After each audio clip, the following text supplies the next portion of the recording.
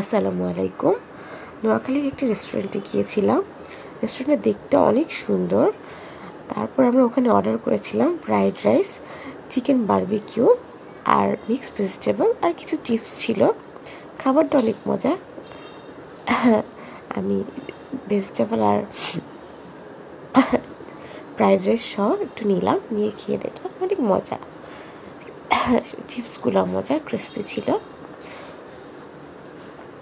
চিকেনটাও মোটামুটি সফট ছিল।